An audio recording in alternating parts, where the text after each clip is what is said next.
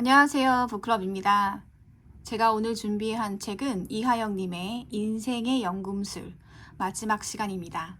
제가 오늘 낭독해 드리고 싶은 부분은 7장 사는 이유는 없다입니다. 낭독을 해드릴게요. 작가님, 사는 게 재미가 없습니다. 왜 사는지도 모르겠습니다. 문화센터 강연장에서 40대 여성이 조심스레 질문했다. 아이도 잘 크고 있고 남편과의 불화도 없어요.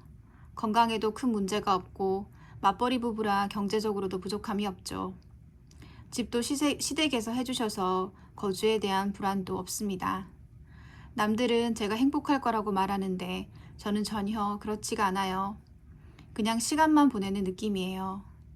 뭔가 해야 할 것 같은데 그것이 뭔지 모르겠어요. 삶의 이유를 잃어버린 것 같아요. 그녀의 질문은 문득 20대 시절 나 자신에게 던졌던 질문을 떠올리게 했다. 나는 왜 살고 있을까? 하지만 그때는 답을 찾을 새도 없이 바빴다. 의대 공부, 인턴과 레지던트 생활에 치여 고민할 틈이 없었다. 그러다 40대 후반이 된 어느 날 같은 질문을 다시 듣게 된 것이다. 그리고 답을 들이며 깨달았다. 아, 나는 이미 그 답을 알고 있었구나. 사는 이유는 무엇일까? 정답은 이거다. 사는 이유는 없다. 그냥 살고 있으니까 사는 것이다. 이미 태어났으니 그냥 살고 있다.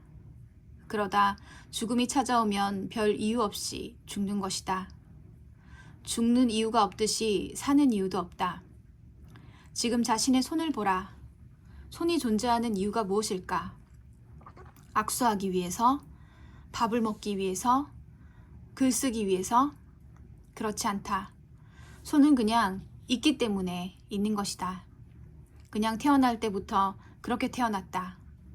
악수하려고 손이 있는 게 아니다. 숟가락 때문도 아니다. 펜 때문도 아니다. 그냥 있기 때문에 있는 것이다. 사는 것도 똑같다. 살기 때문에 사는 것이다. 그런데 그 삶의 의미와 가치는 내가 부여할 수 있다. 나는 그 삶을 행복으로 채우려 한다. 행복하게 사는 게 내 삶의 의미와 가치다. 그리고 그 행복한 삶을 위해 나는 풍요를 추구하고 감사와 함께한다. 풍요를 통해 세상의 나눔을 실천하고 감사를 주고받으며 살고 있다. Y 없는 삶에 하우의 가치를 담고 있다. 사는 이유는 없다. 하지만 어떻게 살지는 본인이 정하면 된다. 행복하게 살 것인지 혹은 괴롭고 불행하게 살 것인지는 스스로의 선택이다. 신기하게도 많은 사람은 괴로움을 선택한다. 괴롭지 못해 안달난 사람처럼 살아간다. 그러면서 계속 삶의 이유를 찾고 있다. 없는 이유를 평생 찾다 보니 허무해진다. 답이 없는 문제를 고민하며 괴로워한다. 인간의 수명은 100년 내외다. 지구는 어떨까? 지구의 나이는 46억 년 정도다. 46억 년 동안 지구는 돌고 있다. 지구는 왜 돌고 있을까? 그냥 돈다. 그렇게 태어났기에 돌고 있는 것이다. 그래서 도는 지구에 이유는 없다. 하지만 지구가 돌기 때문에 공기에 순환이 생기고 그 순환이 대류 현상을 만들어 구름을 만들고 비를 내리게 하고 비가 모여 바다가 되고 그 바다에서 생명이 탄생했다. 그 생명이 진화를 거쳐 여러분과 내가 되었다. 생명의 탄생과 자연의 조화는 지구가 만들고 있다. 그것이 우리가 바라보는 지구의 의미와 가치다. 존재가 이유를 선행한다. 우리는 이미 존재하기에 존재의 이유를 묻는 것은 의미가 없다. 손은 있으니까 있는 것처럼 삶은 생존하기에 있는 것이다.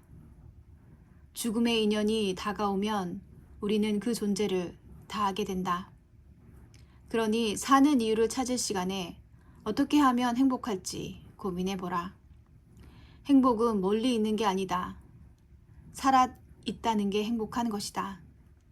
행복은 경험이고 경험은 살아있을 때만 가능하다. 그러니 그 경험을 할 수 있는 건강한 몸에 감사하고 즐겁게 말하고 행복하게 지내보자. 그러면 알게 된다. 세상은 행복으로 가득 차 있다. 살아있다는 단순한 기적과 볼 수 있다는 황홀한 축복, 말하고 움직일 수 있는 자유로움에 감사하며 세상을 바라보자. 행복으로 물든 세상이 눈앞에 펼쳐질 것이다. 지구는 46억 년째 돌고 있다. 고작 100년 사는 인생, 행복하게 살자. 감사합니다. 지금까지 이하영님이 쓰신 인생의 연금술이었습니다.